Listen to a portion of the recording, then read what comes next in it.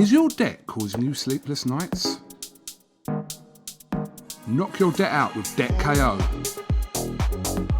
And your debt won't be the only thing keeping you up at night. Debt KO, free impartial advice on all your debt.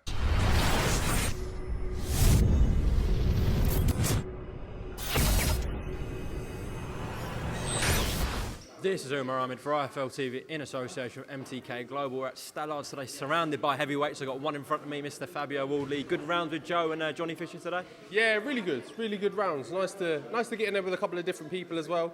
Mix it up. Like Joe brings a relentless pace and keeping it on you. And Johnny, first time sparring him to be fair, but he's really good, really up and coming new guy. Obviously looking to make his debut, but I think he's going to do a lot. He's a good kid. He's got a lot going for him. He's quick and sharp. So yeah, it's been really good rounds today. Fabio, of course, White Povetkin 2 is approaching. There hasn't been an announcement on you yet. Are we going to get an update soon? Are you looking at any particular opponents? Yeah, there's an update coming soon. In terms of opponents, it's a difficult one with everything that's going on at the moment and trying to pin someone down that someone wants to kind of step up and have a fight with me. Not to kind of toot my own horn, but I'm putting a lot of offers out there to people and they're getting turned down for this reason and that reason, which is whatever. If it's not the right time for people, fair enough. But like I'm one of those kind of true fighters. I just want to fight whenever it comes, whenever the opportunity is there. I want to get going and I want to get out hopefully on Dill's card. I don't want to miss a good bill like that. So hopefully I can get something sorted soon.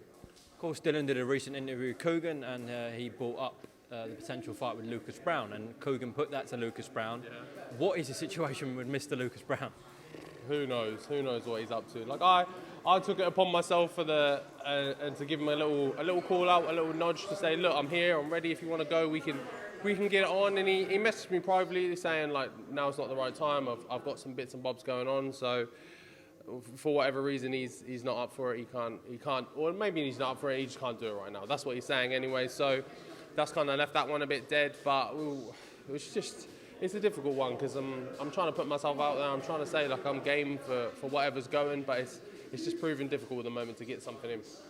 That bill's on November 21st. He put himself forward for a fight with Tyson Fury on December the 5th in the same country as in the UK. So what's going on there? Again, this is the thing, like I'm not going to call him a liar or say that he's ducking or dodging, but to say, like I spoke to him, I messaged him, I said a day or so before, like, look, if you want to fight, I'm here, I'm ready, let's go. And he said, look, I can't do it. And then the next day or so, he's calling out Tyson saying, oh, I want to fight you. So if you don't want to fight me, if you're not up for it, just say. Don't give me the lines and saying, I can't do this, I can't do that. Just stick it out there. Like I say, be a man about it. Just say, look, I don't want to do that, I want to do this. Don't feed me a story, because that's not what real boxers do. What do you think about him calling out Tyson Fury? I think that would be one of the worst fights I think out there at the moment. No one wants to see it, unfortunately. There's no draw to it. People would rather see, I think, me fight Fury than they'd rather see him fight Fury. There's no interest in it on any side, and we know what he's doing it for. He's looking for that Tyson Fury money, that big payday, and that kind of big cash out of the game, which is fair to him. Kind of get your money where you can, but let's be realistic with it that no one wants to see that, unfortunately. Fabio, of course, Christian Hammer came down with coronavirus and had to pull out the Dave Allen fight.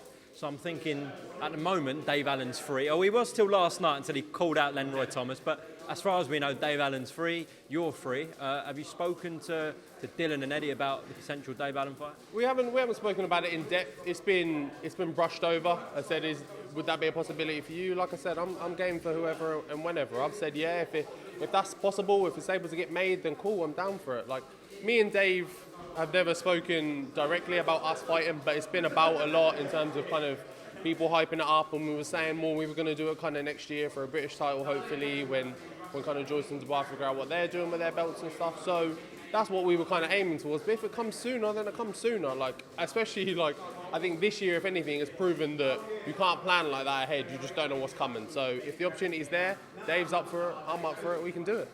If you can't secure a Brit, are you potentially looking at a European/fringe world level guy? I'll give you some names: Marius Wack, Christian Hammer when he recovers, Dimitrenko. Are you looking at these guys? Are you open to these guys as well? Yeah, massively. They're some names that we've mentioned in talks with me and Dylan and Eddie and stuff. They're names that we've put forward because I need that. Simon, my last fight, was that one to kind of announce me to the British fans and say, look, I've taken on a decent kind of English, British level competitor. Now it's that next step up, the kind of European level, someone who's been at that higher level and operated, and show that I can deal with them as well. So that's definitely what we've been looking for, what we've been asking for. But again, whether it comes off is a different story. Look forward to an update for November 21st for yourself. Just before I let you go, obviously, because you have been sparring Joe this week, I will get a quick breakdown, if that's all right, of Dubois-Joyce. A brilliant fight. A lot of people in boxing have that as 50-50. How do you read it? Yeah, massively. I think it's a massive 50-50. And credit to both of them for taking it on as well. Both of them are very game for it. They want it. And it's good as well for that to be a nice British fight, for it, again, not to be on pay-per-view so anyone can get to watch it. But I think it's a clear 50-50. But I think probably my view on it is the same as most.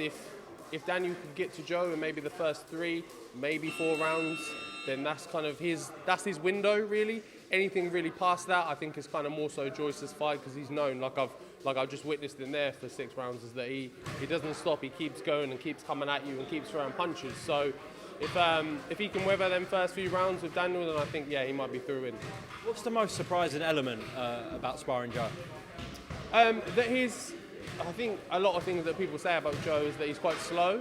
Is that once you're in the ring with him, you realise that he's not actually that slow. What it is the way where a lot of people would cock their shots and cock them back and throw them forward, he doesn't do that. He's just straight forward, straight down the pipe with them all the time. So that's deceiving, especially for someone like me who's looking for that little cue that they're about to throw something, and then you don't see it, and he's just going forward, and keeping it on you. That, yeah, it's a real good quality, and it's a good strength he's got going for him. Right, well, we look forward, as I said, to an update on November 21st, and also we look forward to November 28th when Dubois and Joyce do get it on. Fabio, Wardley, thank you very much for talking to IFL TV, and all the best, all right? Cheers, mate. Thank you. Is your debt causing you sleepless nights?